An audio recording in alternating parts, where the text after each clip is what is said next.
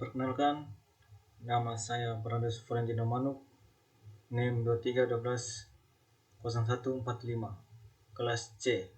Di sini saya akan mempresentasikan hasil kerja saya tentang karakteristik Big Data dan analisis visualisasi data.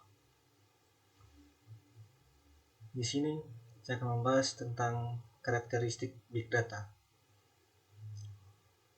Karakteristik Big Data dibagi menjadi 5 bagian utama dalam membentuk sebuah Big Data yang terdiri dari yang pertama volume, yang kedua velocity, yang ketiga variety, yang keempat veracity, yang kelima visualization. Bagi sini saya akan membahas yang pertama tentang volume. Volume memiliki arti data dengan ukuran yang besar. Oleh karena itu, ukuran data ini sangatlah penting. Sebuah data dikategorikan sebagai big data atau bukan tergantung dari volume data. Karena alasan tersebut, volume ini harus dipertimbangkan dalam menangani big data. Value memiliki arti yaitu nilai atau makna. Sebuah data akan memiliki nilai dan value jika hasil dari pemrosesan data tersebut dapat membantu dalam pengambilan keputusan yang lebih baik. Dan biasanya value ini sangat diperlukan dalam bidang bisnis. Contoh dari volume adalah jumlah data yang sangat besar yang dihasilkan dari berbagai sumber seperti transaksi online, media sosial, dan sensor IoT. Contohnya, Walmart menangani lebih dari 1 juta transaksi pelanggan setiap jam. Netrai juga mengumpulkan 700,5 ribu tweet dari 79,8 ribu akun Twitter. Yang kedua, saya akan membahas tentang velocity. Velocity mengacu pada kecepatan data, seberapa cepat sebuah data dapat dihasilkan dan seberapa cepat juga sebuah data dapat diproses dan dianalisis untuk memenuhi sebuah kebutuhan. Pengumpulan data ini harus cepat. Selain itu, kecepatan transfer data juga sangat berpengaruh, terlebih dalam proses pengiriman data. Ketika data besar memiliki kecepatan yang memungkinkan, maka data dapat diterima dan digunakan secara langsung atau real time. Contoh dari velocity, yang pertama, data real time dari sensor IoT. Data dari sensor yang terhubung ke internet seperti sensor suhu, tekanan atau kecepatan dihasilkan dan dikirim secara terus-menerus. Yang kedua, transaksi keuangan. Data transaksi keuangan seperti pembelian online atau transfer bank diproses secara real time untuk menghindari penipuan dan memastikan keakuratan transaksi. Yang ketiga, media sosial. Platform media sosial seperti Twitter dan Facebook menghasilkan data dalam jumlah besar dan terus-menerus dengan kecepatan tinggi. Yang keempat, sistem keamanan. Sistem keamanan yang mematuhi pergerakan secara langsung seperti CCTV membutuhkan pemrosesan data dengan kecepatan tinggi untuk mendeteksi ancaman. Yang kelima, lalu lintas internet. Data lalu lintas internet seperti kecepatan akses dan jumlah pengguna diproses secara real time untuk mengoptimalkan kinerja jaringan. Yang ketiga, variety. Variety dapat diartikan dengan beragamnya jenis data yang dimilikinya. Tipe data tradisional dikenal lebih terstruktur, akan tetapi seiring berkembangnya big data, banyak data baru dengan bentuk data yang unstruktur atau tidak terstruktur dan semi-struktur atau semi-terstruktur. Contohnya seperti teks atau data yang berupa audio dan juga video.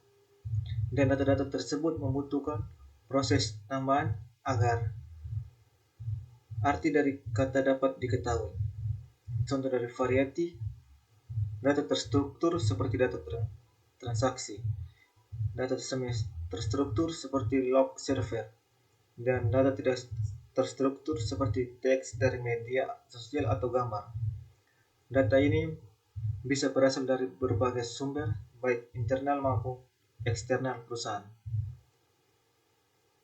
Yang berikutnya, veracity. Veracity mengacu pada tingkat akurasi pengumpulan data dan seberapa akuratnya data tersebut. Dengan data yang memiliki keakuratan yang tinggi, maka pengambilan keputusan akan menjadi lebih baik dan juga maksimal. Sama juga seperti value, veracity ini juga digunakan dan diperlukan dalam bidang bisnis. Contoh dari veracity yang pertama, analisis sentimen media sosial. Jika data sentimen yang digunakan untuk analisis adalah hasil dari bot atau akun palsu, maka analisis yang dihasilkan tidak akan valid dan tidak dapat digunakan untuk pengambilan keputusan yang tepat. Yang kedua, prediksi perilaku pelanggan. Jika data transaksi pelanggan tidak lengkap atau tidak akurat, maka model prediktif yang dibangun tidak akan dapat memprediksi perilaku pelanggan dengan akurat yang dapat mengakibatkan kehilangan peluang bisnis. Yang ketiga, optimalisasi operasional manufaktur. Data dari sensor mesin yang tidak akurat atau tidak lengkap akan menyebabkan keputusan operasional yang salah, misalnya memprediksi kapan mesin akan rusak sehingga menyebabkan gangguan produksi. Yang keempat, analisis data kesehatan. Jika data pasien tidak akurat, misalnya informasi tentang alergi atau riwayat penyakit, maka diagnosa dan pengobatan yang diberikan bisa membahayakan pasien. Yang kelima, penentuan risiko asuransi. Jika data klaim asuransi tidak lengkap atau tidak akurat, maka perhitungan risiko akan salah dan premi asuransi yang dikenakan tidak akan tepat. Yang terakhir, visualisasi. Sejatinya, hasil analisis data harus dapat dimengerti oleh pemangku kepentingan non-teknis dan pengambilan keputusan.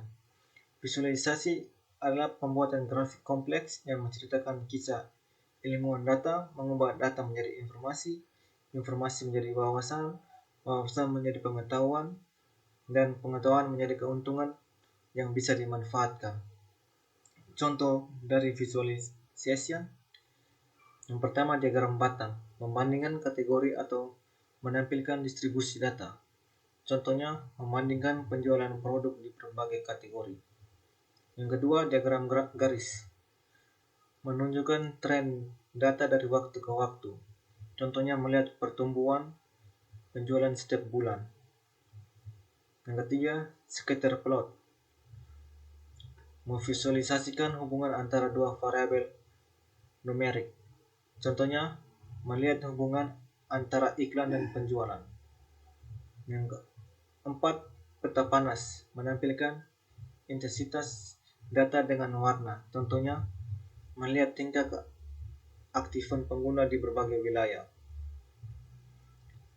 Yang terakhir, diagram Sankey, menunjukkan aliran data antara berbagai tahap. Contohnya, melihat aliran pelanggan dari tiap pemasaran hingga pembelian. Yang berikut tentang definisi dan tujuan visualisasi data. Visualisasi data adalah representasi grafis dari informasi dan data. Dengan menggunakan elemen-elemen visual seperti grafik, peta, dan grafik, visualisasi data menyajikan informasi yang kompleks dengan cara yang intuitif, mudah dipahami, dan dapat diakses, sehingga memungkinkan pengguna untuk melihat pola, tren, dan wawasan dari kumpulan data besar dengan cepat. Visualisasi data mencangkup berbagai alat dan teknik yang diaplikasikan untuk data mentah untuk menciptakan representasi visual. Tujuan visualisasi data. Berikut beberapa hal yang menjadi tujuan dari visualisasi data. Yang pertama, pemahaman cepat dan intuitif. Di dunia yang penuh dengan data yang berlebihan, kebutuhan untuk memahami informasi dengan cepat menjadi sangat penting. Visualisasi memungkinkan individu untuk dengan segera mengidentifikasi pola dan hubungan dalam data yang mungkin sulit atau memakan waktu jika dilihat dalam bentuk mentah. Yang kedua, penemuan wawasan baru. Ketika data disajikan dalam bentuk visual, seringkali wawasan dan pola baru muncul yang mungkin tidak langsung terlihat dalam bentuk tabel atau teks biasa. Yang ketiga, pengambilan keputusan yang lebih baik. Dengan visualisasi, pengambilan keputusan dapat melihat variasi, tren, dan outlier dalam sekilas, memungkinkan mereka untuk membantu keputusan yang lebih tepat berdasarkan data yang ada. Yang keempat, komunikasi efektif. Grafik, bagan, dan visual lainnya dapat membantu menceritakan cerita yang lebih kompleks kepada audiens yang beragam, menjadikannya sebagai alat komunikasi yang sangat efektif. Yang kelima, penyederhanaan informasi yang kompleks.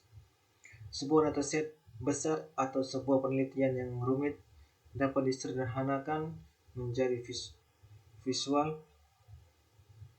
yang lebih mudah dipahami, memungkinkan audiens dari berbagai latar belakang untuk memahami inti dari informasi tersebut. Yang terakhir, stimulasi keterlibatan audiens.